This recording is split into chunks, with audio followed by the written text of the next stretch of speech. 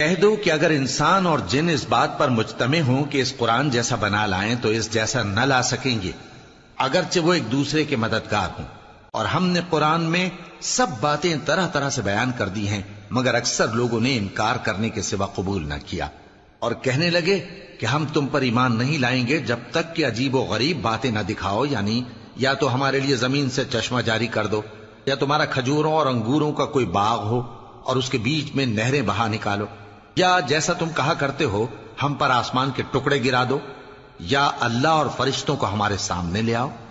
یا تمہارا سونے کا گھر ہو، یا تم آسمان پر چڑھ جاؤ اور ہم تمہارے چڑھنے کو بھی نہیں مانیں گے جب تک کہ کوئی کتاب نہ لاؤ جسے ہم پڑھ بھی لیں۔ کہہ دو کہ میرا پروردگار پاک ہے، میں تو صرف ایک پیغام پہنچانے والا انسان ہوں۔ اور اے نبی صلی اللہ علیہ وآلہ وسلم، کیا تمہارے پاس ان جھگڑنے والوں کی بھی خبر آئی ہے جب وہ دیوار پھاند کر اندر داخل ہوئے؟ جس وقت وہ داؤد کے پاس آئے تو وہ ان سے گھبرا گئے۔ انہوں نے کہا کہ خوف نہ کیجیے، ہم دونوں کا ایک مقدمہ ہے کہ ہم میں سے ایک نے دوسرے پر زیادتی کی ہے، تو آپ ہم میں انصاف سے فیصلہ کر دیجئے اور بے انصافی نہ کیجیے گا اور ہم کو سیدھا راستہ دکھا دیجئے۔ بات یہ ہے کہ یہ میرا بھائی ہے،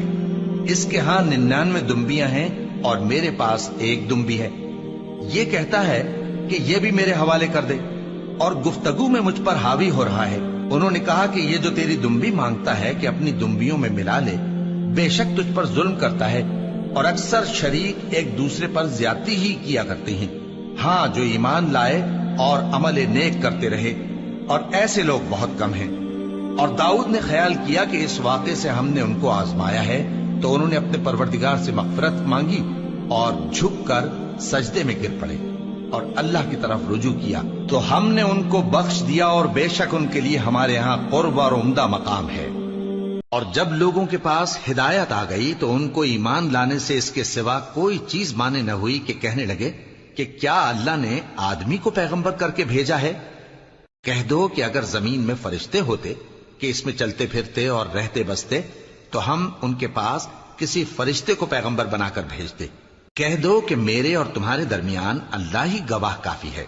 وہی اپنے بندوں سے خبردار ہے اور ان کو دیکھنے والا ہے۔ اور جس شخص کو اللہ ہدایت دے وہی ہدایت یاب ہے، اور جن کو گمراہ رہنے دے تو تم اللہ کے سوا ان کے رفیق نہیں پاؤ گے۔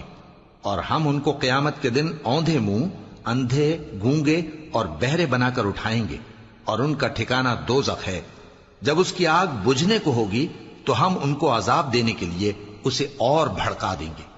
یہ ان کی سزا ہے، اس لیے کہ وہ ہماری آیتوں سے کفر کرتے تھے اور کہتے تھے کہ جب ہم مر کر بوسیدہ ہڈیاں اور ریزہ ریزہ ہو جائیں گے تو کیا اثر نو پیدا کیے جائیں گے؟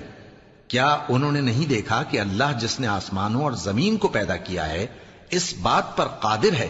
کہ ان جیسے لوگ پیدا کر دے، اور اس نے ان کے لیے ایک وقت مقرر کر دیا ہے جس میں کچھ بھی شک نہیں، تو ظالموں نے انکار کے سوا اسے قبول نہ کیا۔ کہہ دو کہ اگر میرے پروردگار کی رحمت کے خزانے تمہارے ہاتھ میں ہوتے تو تم خرچ ہو جانے کے خوف سے ان کو بند کر رکھتے، اور انسان دل کا بہت تنگ ہے، اور جب